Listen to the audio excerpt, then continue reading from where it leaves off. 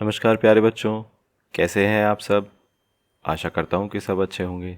तो चलिए शुरू करते हैं। तो आज हम करने वाले हैं वर्कशीट नंबर 10। ये क्लास 4 के लिए है। यहाँ पे बच्चे अपना नाम लिखेंगे, यहाँ पे आप डेट लिखेंगे जिस भी डेट पे आप कर रहे हैं।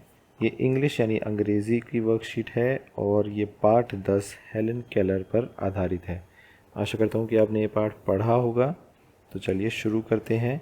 न्यू वर्ड्स हम देख लेते हैं कि नए वर्ड्स कौन कौन से आए हैं। ये आप चैप्टर में भी पढ़ेंगे। पहला वर्ड है स्ट्रिक्ट यानी सेवियर, सेवियर यानी कठोर। अगला वर्ड है डियरली यानी ग्रेटली यानी बहुत। इलनेस यानी सिकनेस यानी बीमार। आगे क्या है अंडरस्टैंड यानी टू नो यानी समझना। ठीक है, आगे चलते हैं क्वेश्चन नंबर 1 पर। Circle the correct word. क्या कह रहा है, एक फोटो दी गई है, नीचे 2 वर्ड दिए गए हैं, उसमें से सही वाले वर्ड पे आपने क्या करना है, सर्कल करना है। तो चलिए कर देते हैं। पहले कैट बनी हुई है, ये कैट है कि बैट है, ये कैट है, तो सी for cat.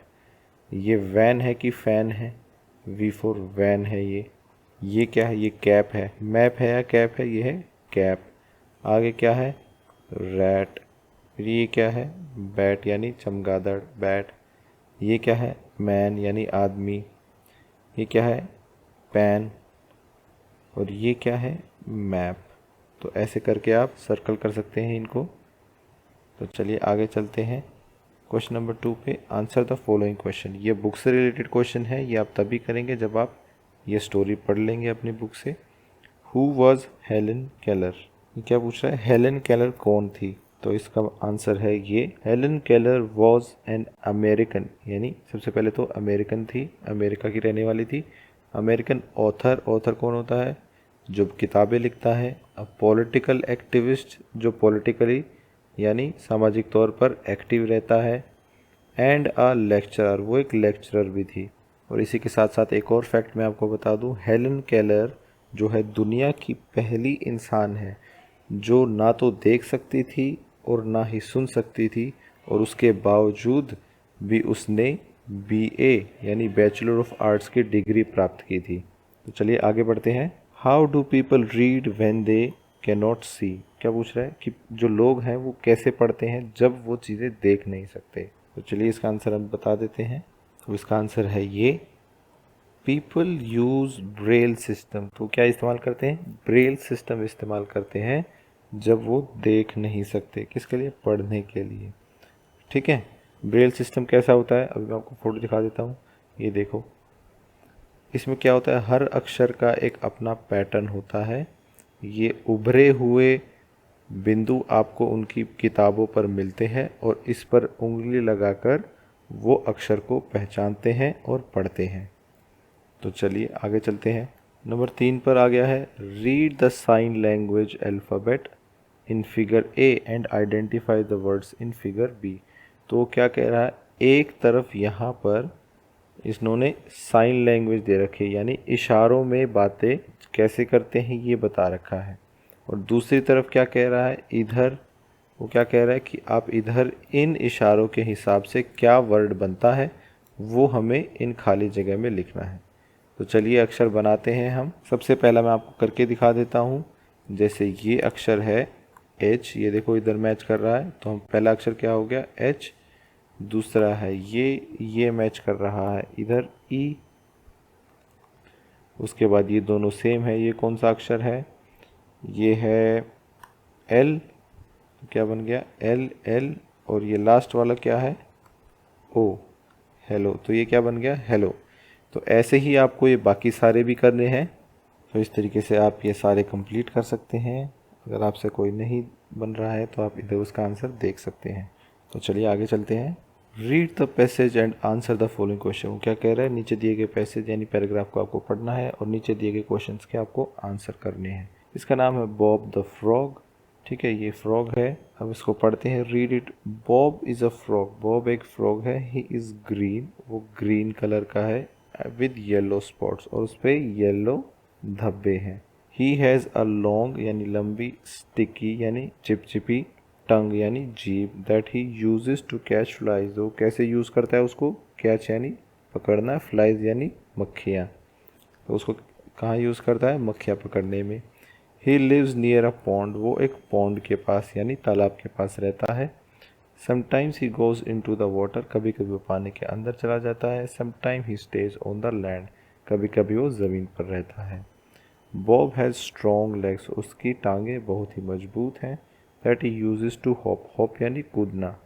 When Bob was a little baby, जो वो एक छोटा बच्चा था, he was called a tadpole, तो यानी एक छोटे फ्रॉग को हम क्या बोलते हैं? टैडपोल।